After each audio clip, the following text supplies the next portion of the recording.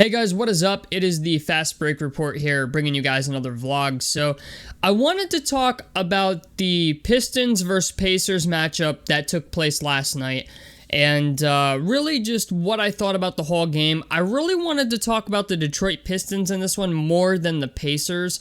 But because there was just so many young players in this game and just the idea that they're two bottom teams in the East with a ton of talent that are playing against each other, I wanted to talk about it and just give, a little bit of a synopsis so far of what I think of both teams.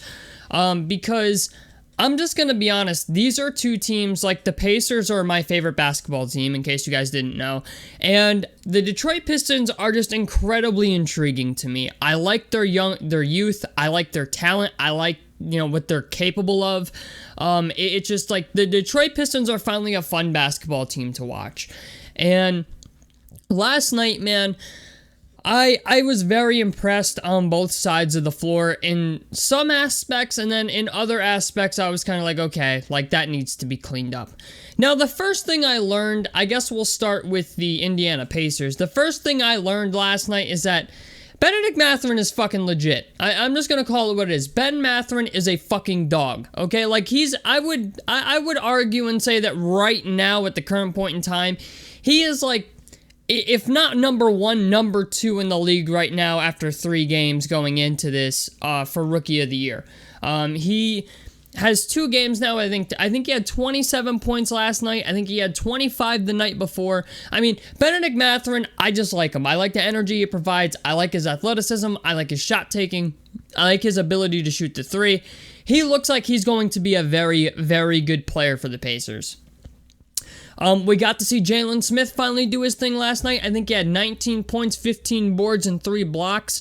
Shot very good from the field. You know what's crazy? I have Jalen Smith and Bennedict Mathurin on my fantasy team in ESPN Fantasy Basketball, and I was a little worried about both of them, and last night, I'm no longer worried about Bennedict Mathurin. I'm still worried about Jalen Smith a little bit, but I'm just like, those were 2 clutch pickups for me because I was like, they played really well last night and I needed them to. So, he played very well. And shout out to Goga Bitadze, man, because I thought Goga Bitadze was going to be a fucking trash can. I mean, I'm not going to lie. Goga Bitadze seems to be getting better with the more minutes that he gets. My problem with Goga Bitadze is when I remember watching the draft that he was in. I forgot when he was drafted. I mean, like, I haven't seen him play enough for me to really form a great opinion of him. He was drafted in 2020. The 2019 NBA draft, first round pick 18. My problem with Goga Bitadze is when he came into the draft on draft night, they compared him a lot to Nikola Jokic. And what I mean by that is obviously Nikola Jokic is, a back-to-back league MVP. Like, obviously, Goga Bitadze is not going to be that. But as far as his skill set, right, like, everybody was saying it's Nikola Jokic-like, where, he's a big man that can pass the ball, he can shoot the 3, he can go down in the post and do work, he can do a little bit of that. And my problem with Goga Bitadze is I have not seen that since he entered the fucking league. And last night, I saw Goga Bitadze do what I have basically always been waiting for. I think he had like 14 points and 15 rebounds. I mean, him, Jalen Smith, Isaiah Jackson, like they were just locking down the paint against Detroit. And if I look at the box score from last night, I mean, the idea that Isaiah Jackson had 5 blocks was just absolutely mind-boggling to me. Tyrese Halliburton had a very good game as well. I mean, 24 points, 4 rebounds, 10 assists, 7 of 16 from the field, left a lot to be desired, but he had 5 steals. I mean, they played very, very well last night, and Aaron Naismith looks like he was a good pickup, but yeah, Goga Bitadze, man, had 14 points, 5 rebounds, and 4 assists in 25 minutes. Shot 6 of 8 from the field, 1 of 4 from the free throw line, and 1 of 3 from 3. It's not the end of the world. He had 1 steal, 1 block, only 1 turnover, but he played very, very well compared to what I'm used to seeing.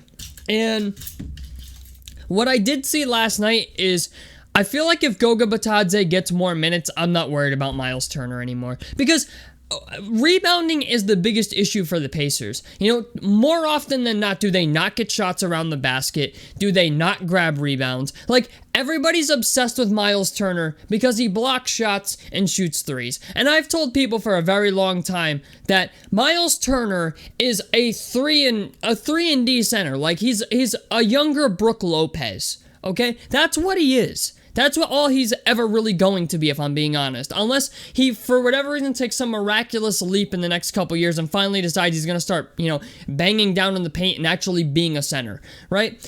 But what I saw from Goga Bitadze last night and Jalen Smith, I was kind of like, okay, like, this is a real thing. This could happen. Isaiah Jackson is a power forward, but he doesn't really have enough to, like, bang with centers. It seems like, I feel like he's just not strong enough to play the center position, but 5 blocks is very good. He's very athletic. I like him.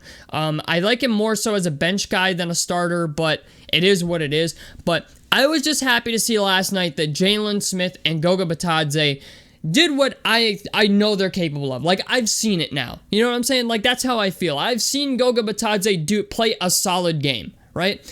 And I always had it, just in my mind that, like, Goga Bitadze is not a good center. And after last night, I was like, okay, he can do this.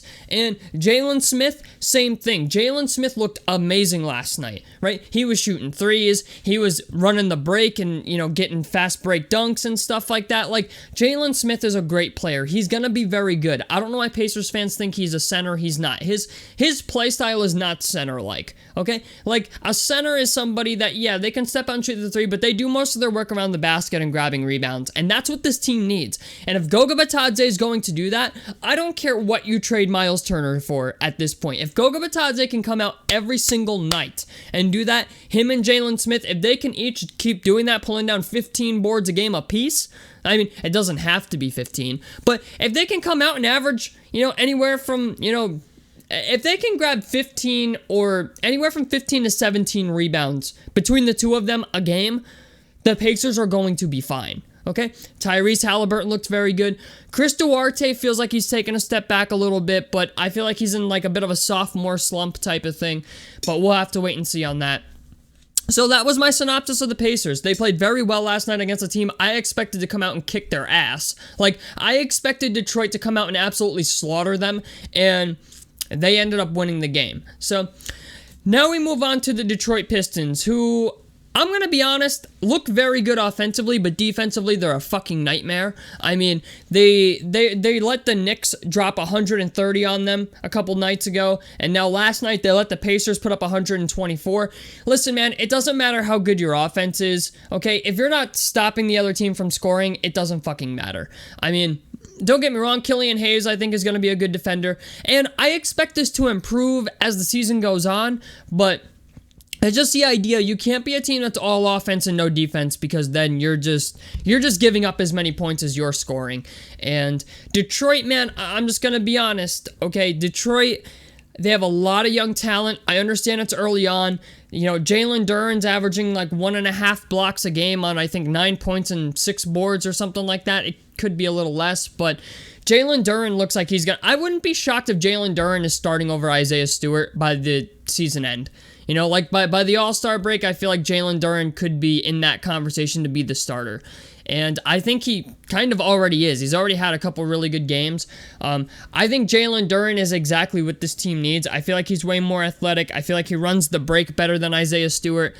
I just, you know what? I understand why Isaiah Stewart is starting, but Jalen Duren is one of those guys that I'm like, by the end of the year, if he's not in your starting lineup, I would be surprised.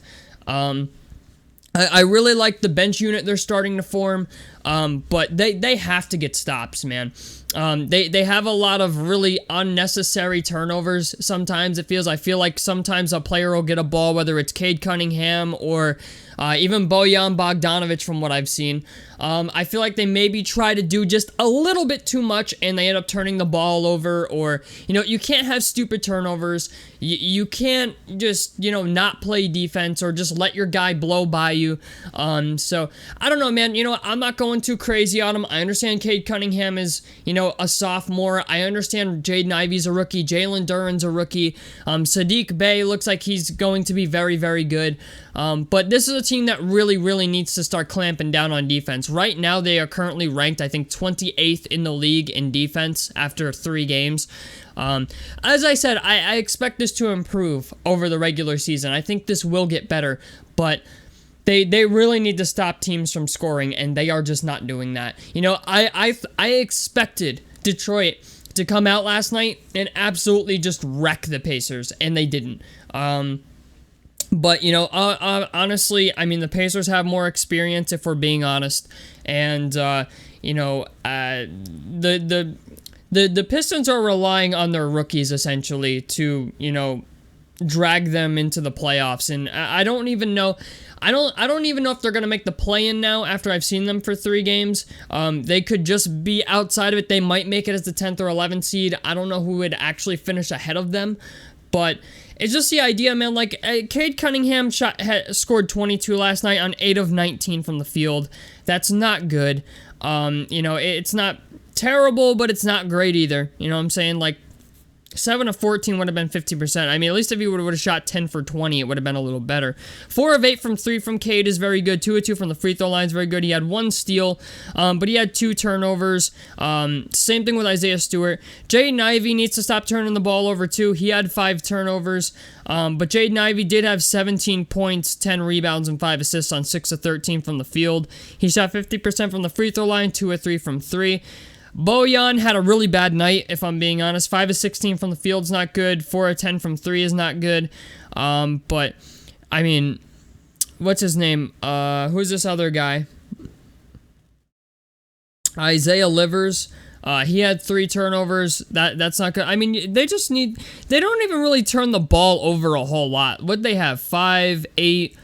9, 10, 11, 12, 13. They had 13 turnovers for the game. So, like, they didn't commit a whole shit ton of turnovers. You know what I'm saying? But it's still a lot, and they really need to cut down on that. They need to stop fouling people, too. Isaiah Stewart had 5 personal fouls last night. But Isaiah Stewart had 11 points, 17 boards. Saddiq Bey had 20 points, 11 rebounds, 3 assists. Cade Cunningham put up 22, 4, and 4. I mean, they got guys who can light it up, man. I mean, Corey Joseph had 10. Isaiah Livers had 8. But Jalen Duren had 6 points, 3 rebounds. I mean, Killian Hayes they really need to get more out of Killian Hayes, man, if I'm being honest. Like, he's one guy I'm really looking forward to this year to see if he can improve. But all in all, man, I was really high on Detroit to start the season because I thought Jaden Ivey would just come out and hit the ground running, and he kind of has. But he needs to cut down on turnovers, and Detroit really needs to play better defense as a team. There's not really any individual person I can point to and say, hey, you absolutely suck at defense. It's like, you need to play better defense as a fucking team. They need to collapse the paint a little bit and stop letting teams just get to the basket. So, anyway, guys, tell me what you guys think about this down below in the comment section below. Like helps me out. Subscribe if you guys want to see more on the Fast Break Report. And I'm out of this motherfucker. Peace, guys.